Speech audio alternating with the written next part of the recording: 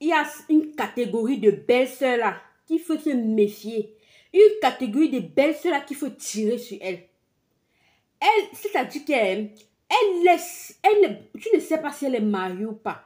Mais c'est elle qui est dans le foyer de son frère, matin, midi, soir. Elle dicte les lois. Elle est devenue juge. C'est elle qui dit comment ça va se passer. Donc la femme de son frère n'a plus parole.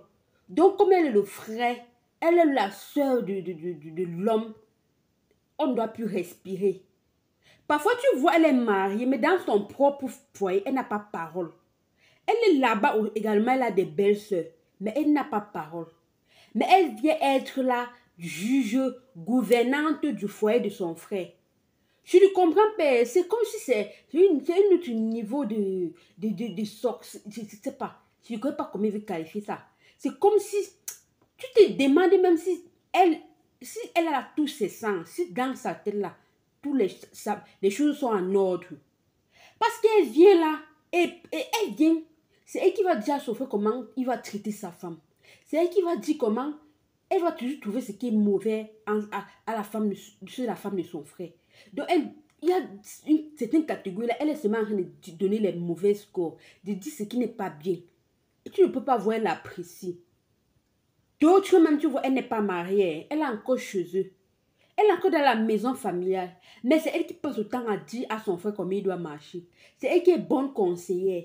C'est elle qui connaît tous les conseils du mariage. Mais elle n'a pas encore mis son pied quelque part. Tu ne comprends pas. Tu ne sais pas si elle est possédée. Tu ne sais pas si en elle là, il y a quelque chose qui ne marche pas. Donc elle ne peut pas se concentrer sur son travail et demander à Dieu peut-être d'envoyer pour elle de mari, de bons maris. Mais elle est dans le foyer de son frère, elle crie, elle crie, elle crie. Elle est en train de chercher, elle cherche comment elle va créer les petits ennuis là-bas. Elle cherche comment elle va elle va créer les petits ennuis ici. Donc elle est là comme la guêpe. Elle est là comme l'oiseau, je ne sais pas, le genre d'oiseau qui vole, qui ne connaît pas de direction là. Aujourd'hui, elle est là. Ça ne fait pas quelques jours, elle est là. Elle est toujours, sa présence même là, sa présence même agace. De la propre femme de la maison n'a pas sa place. Elle se sent même gênée. Il y a des hommes là qui laissent tout.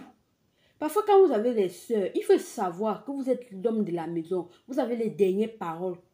Vous devez mettre les choses en ordre. Ne laissez plus vos sœurs, vos propres familles, venir dicter certaines lois dans votre foyer. Le foyer, c'est pour 2 personnes. Il faut savoir ça. Et quand déjà la famille intervient, il y a toujours des critiques qui vont sortir. On va toujours trouver qu'il y a des choses noires. Certaines choses sont sombres. On va toujours trouver que non, telle chose est rouge et pourtant c'est blanc. Ils vont toujours trouver à dire. Les hommes là, pardon, faites attention. Parfois c'est vous-même qui créez, qui faites parfois c'est vous-même qui faites en sorte que les problèmes arrivent dans vos foyers. Et certaines familles là, essayez même souvent de ne pas étouffer le foyer de vos frères. C'est quoi ça? C'est ton frère. Et on ne doit pas, on doit, c'est ton frère. On sait que c'est ton frère. Mais, laisse-le gérer sa vie. Il gère sa vie. S'il a un problème urgent, oui, tu peux intervenir. Mais le genre que tu dois être là tous les jours, pour dicter, pour apporter pour parler, pour dire ce que... Non, laissez ça. Laissez ça.